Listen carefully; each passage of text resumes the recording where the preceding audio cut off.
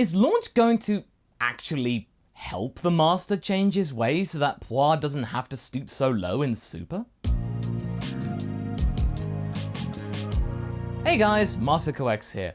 Thanks for stopping by as we talk about what ifs. What ifs are all about discussing what might happen had the creator of Dragonball, Akira Toriyama, woke up one day and got out of the different side of his bed or something. From there, what we may have got instead of the story that we're naturally familiar with could have been different, since Toriyama was the kind of writer who liked to write his story as he went along. For a lot of these stories, these could end up being quite mundane, or they end quickly, but with this one, Haverock, Sophie and myself felt that this idea had potential to be something quite different, and would have actually given the young Saiyan a completely new spin on his existence that we would not normally see, and the chance to gain some more skills. Today, we discuss, what if Goku landed at Capsule Corp instead of in the middle of the forests of Mount Paozu? In this story, Kakarot landed near Dr. Brief's laboratory in the grounds of the Capsule Corp headquarters, and simply from there, the Doctor and his family took in the young man, or infant or whatever, and raised him as their own, instead of doing what Dr. Gero might have done, which would lead to, if you know our streams, us playing the sound. Kakarot, named here Boxer, after boxers to keep the name pun going, became a skilled martial artist as well as a keen engineer. In the last part, Boxer and Mark, our Hercule before he was Hercule, took on the search for the Dragon Balls and were successful, since the Pilaf Gang didn't have one of their own, and thusly had to act more stealthily. With their quarry left at Groshi's Kame House, the two of them then became pupils of the Master, and also met a young Krillin, who gained the respect of both the young men of Capsule Corp. However, Pilaf struck upon the idea of hiring Launch, Blonde Launch more specifically, for her skills in pilfering things to borrow the Dragon Balls and make the wish for Pilaf to become the Emperor of Earth. So, it changes the stakes in that regard that the Pilaf Gang have the gift of surprise. The training at Master Roshi's place continues, with the old man starting to feel quite proud of his new students and invigorated by the presence of vitality. Sometimes being around people isn't so bad, especially potential wingmen when they grow older, who can get him into parties perhaps and meet some particular ladies. As he is looking to the future for the right-ish reasons, there is another surprise guest. Off of a very ordinary looking boat, a mysterious blonde lady arrives. Her green eyes are piercing as she surveys the terrain of the island that Roshi calls home, but everything else is a little more elegant. On first glance, she seems very classy, and even has seemingly a group of servants to accompany her, who are waiting on her every whim, even if it means them getting a little soggy in the sea. Well, well, what do we have here? Gotten yourself lost there, missy?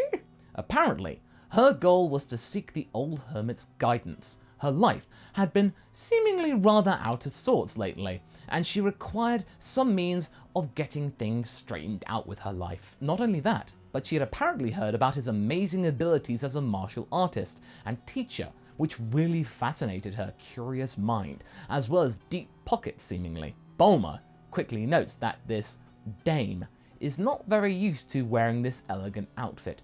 She's really not pulling it off very well, like she's putting on an act for the lads, and she's not feeling comfortable in this getup, like she normally wouldn't wear this. Something's up here. But Roshi is a hermit. How would he know the real difference? Also, she can't be that much older than Bulma herself, so how would she even have the credentials that she claims to have? Alas, she is the only one that has cottoned onto this ruse, whereas everyone else has been taken in by it. It is enough to catch Roshi's attention, even though the mysterious lady's attempts to seduce Roshi are hilariously corny, as well as inelegant, and the old man ends up getting hit on the head many, many times when he tries to come close. Oh, playing hard to get now, are ya? I like that. Bulma is just creasing up with how much the old man is not realizing that this is all just a trick, and this dame is just playing him for a chump. But at the same time, it's kind of funny to watch. Krillin also is beginning to feel that something is weird here. Hey, Boxer, don't you think this lady's a little weird? Boxer can sort of see it, but he's not sure why. But since she's not done anything bad yet, she can be trusted. Man, you sure are trusting. That's why you're my friend. Krillin then blushes at the sickly sweet remark and stomps off to cool down. Sure enough, Roshi's reputation precedes him, and the woman's plan is coming together like she thought it would. With Roshi being Roshi, he is treating this whole escapade as a challenge. Despite her attire not being geared towards martial arts and training, this only makes the task even more unusual and interesting to the old master. He agrees to train the lady. She does have some natural talent though, as she demonstrates during her initial training against Bulma. Roshi asks Bulma to size her up in more ways than one, but Bulma takes this request at face value, and the two of them simply spar. The green-haired girl is a little annoyed that this one can respond somewhat to her skills, and that she's not being made a fool of. Perhaps she is on the level after all, and Bulma's just being paranoid. Bulma calls the fight to a halt and grumbles to herself as she walks away. As the servants are unpacking the woman's earthly wares and taking them into Kame House, they are getting a little too familiar with the place. Why would they need to? Being very nosy. They are poking around, which attracts the attention of Krillin and Mark. Hey, Krillin, you don't think these guys are looking for the Dragon Balls, do you? Mark moots to Krillin. They can't be though. Nobody knows about the Dragon Balls except them. They're supposed to be a legend anyway. Unsure what to do next, they then tell Boxer, who is also uncertain about this. Naturally, since these guys are martial artists, they decide to do what they do best and question the staff.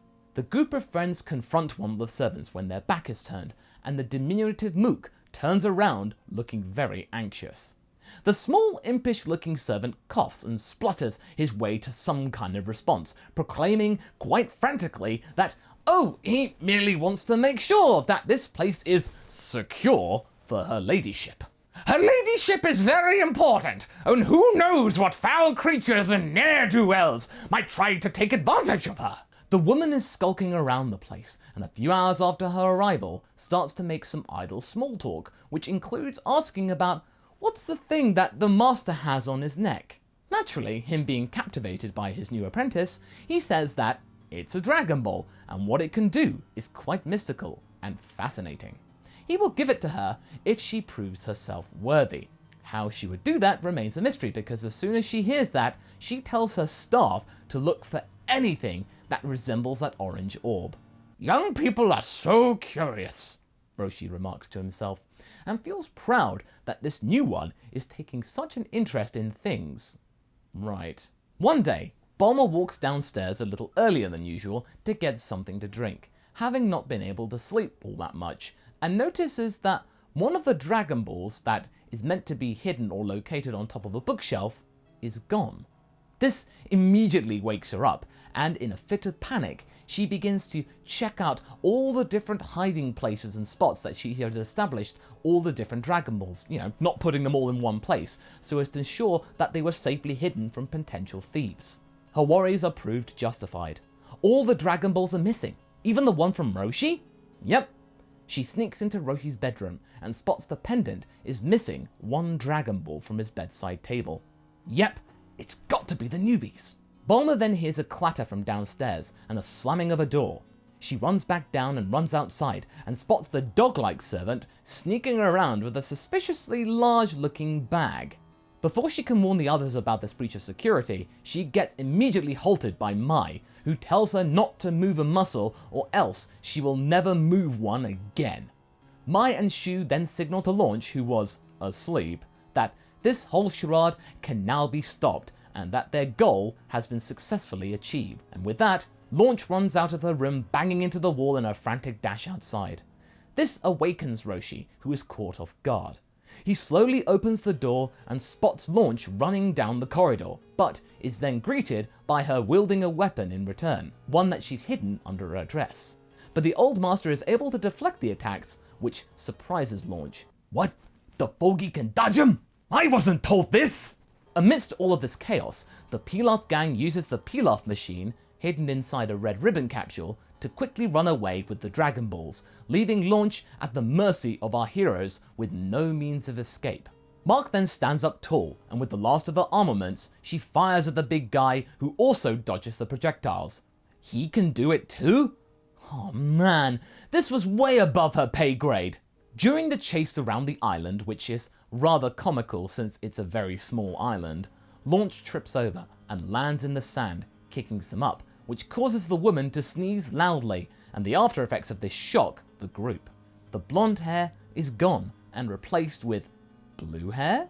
Blue Launch is surprised to see herself in the sand and being stared at by this group of onlookers. She remembers nothing about what had just happened. Timidly, she asks what's going on, and Mark mentions that she had just tried to hurt them and run away.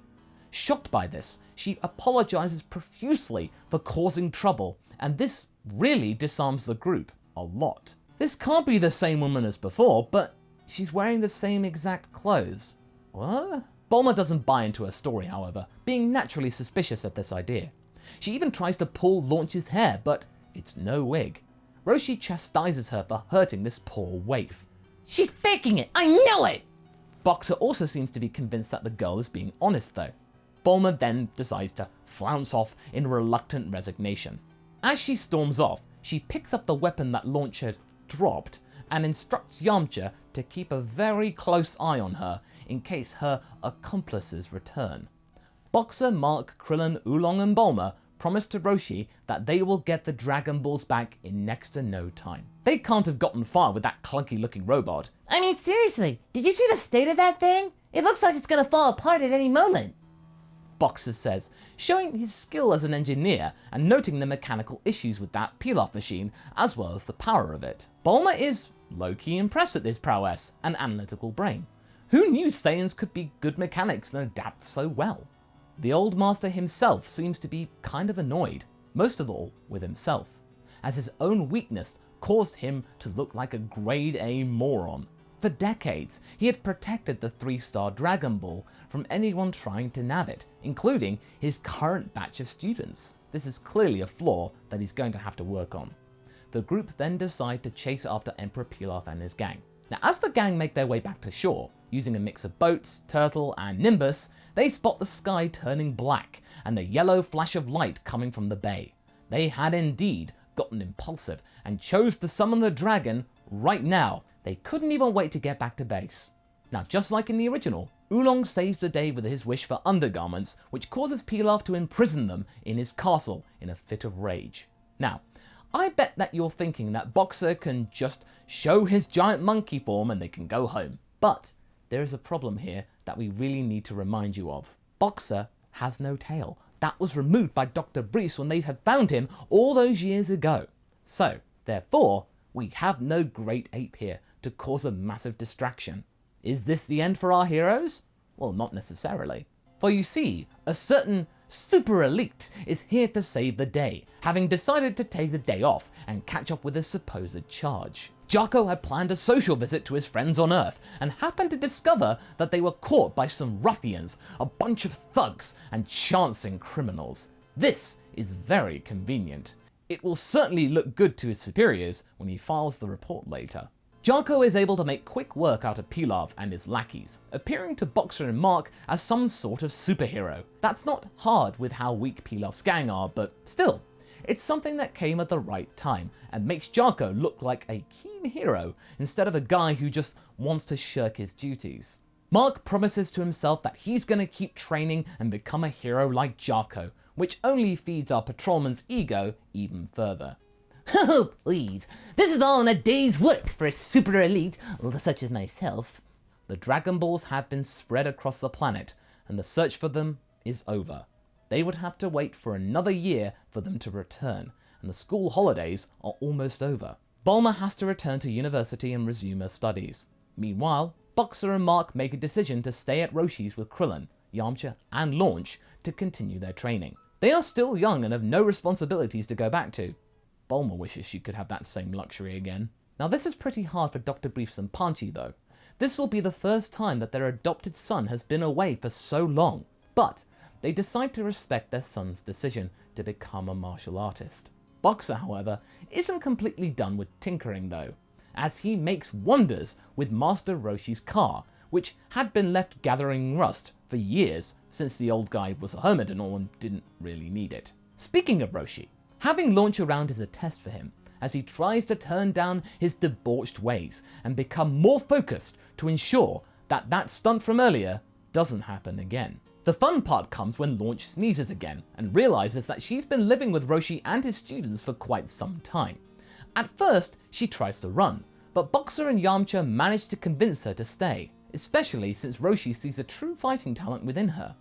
The change in the Master's approach is able to slightly tame her disposition, knowing that she isn't going to be ogled at here. Our heroes still have to stop her from robbing local stores though. They trained together for 8 months, getting ready for the World Martial Arts Tournament, and that's where we're going to be leaving things for right now. So what do you guys think? What do you think Launch will get out of all of this? Will Roshi be able to really improve himself as a character? Leave a comment below and let's get this discussion going, and I shall see you in the next video. Catch you later!